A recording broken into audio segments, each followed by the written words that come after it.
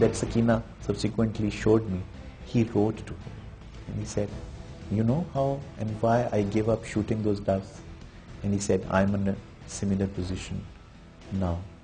I'm in a similar position because I can now see that the place that we are going to attack and neutralize is a place where there are young children. And alongside those young children are those volumes of Quran. And I am totally and utterly confused and distraught. What would happen? What would happen when we go in? Would we not destroy all this? But I am so uncomfortable with this thought that I am unable to share it with anybody but you, because you know how it had affected me as a child. He told Sakina that he has talked to his commanding officer.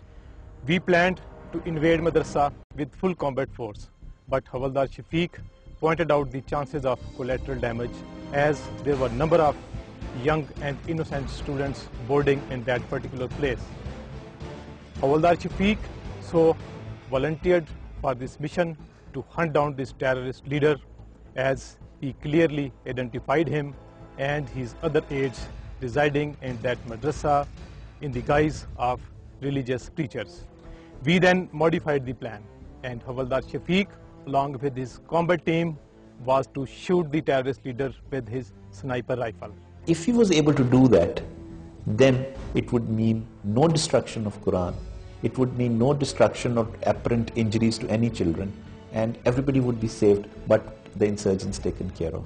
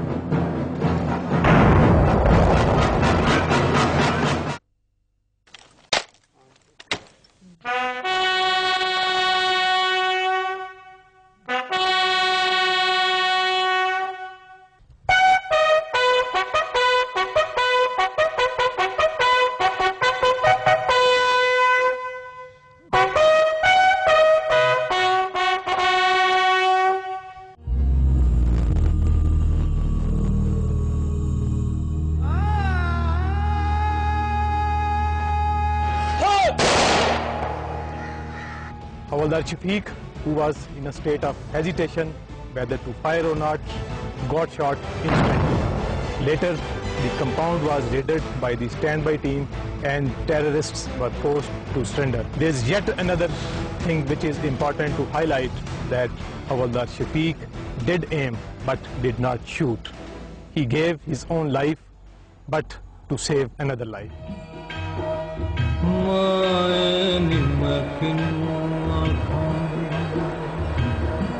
दर्द छोड़ हाल में मान मकनू आखा मान मकनू आखा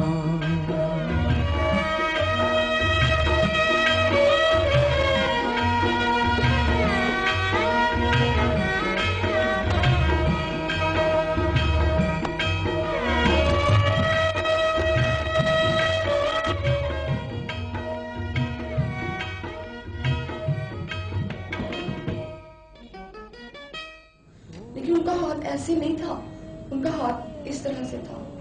उन्होंने निशाना जरूर बांधा था, लेकिन उन्होंने गोली नहीं चलाई। तू मेरे मुर्शद वाला जा फोला तलाल में मायने The poor man in the street of Pakistan, the average villager with little education but having access to television and all these sort of dramatic descriptions given of the so-called jihad from, has started to believe that these are Muslims, not knowing and not being told that these so-called Muslims and people who recite kalama are actually killing their own brethren. They're killing their own countrymen. They're destroying and they're sending in these suicide bombers into the villages, into the cities, into the busy streets of Pakistan. And that is the part that is not known or is not seen by the average farmer as the family of Shafiq. He is, as a Muslim, built in with this thought of respecting Quran, respecting the life of young children. And a Muslim is never supposed to shoot at women and children and the old. So he deals with a situation where the enemy mixes himself, interestingly, amongst little children with Quranic nuskhas lying there. Old men, women, all around. And this particular soldier is now in a dilemma whether he should shoot them or not shoot them. And they look exactly the same.